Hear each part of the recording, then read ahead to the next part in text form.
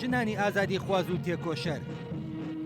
ئێوە سەلمانتان کە توانایی ئەوەتان هەیە ببنە داینەمە و بزوێنەری شۆڕش و ئاخێزە کۆمەڵایەتیەکان، وەک ئەوەی کە لە ماوەی زیاتر لە 1 ساڵ و نیوی ڕابردوودا و لە جەریانی شۆڕشی ژینادا پیشانی دنیاتاندا.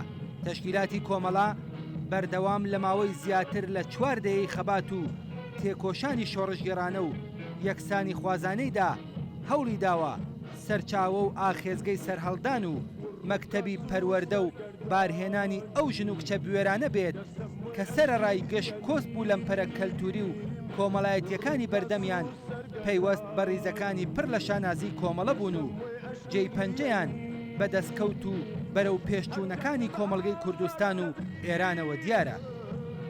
بۆ هەرچی زیاتر جەماوەری بوونەوەی نفوز و ئیعتباری ئەم تەشکیلاتە و ڕۆچوونی ئیدە و ئارمانە ئینسانی و یەکسانی خوازانەکانی بە ناخی کۆمەڵدا چاوەڕێن خەبات و تێکۆشانی خۆتان هەرچی پتەوتر بە کۆمەڵەوە گرێ بدەن و بێنە نێو ڕیزی ئەم تەشکیلاتەوە. جارێکی تر پیرۆز بێت 26 ڕێبەندان ڕۆژی کۆمەڵە.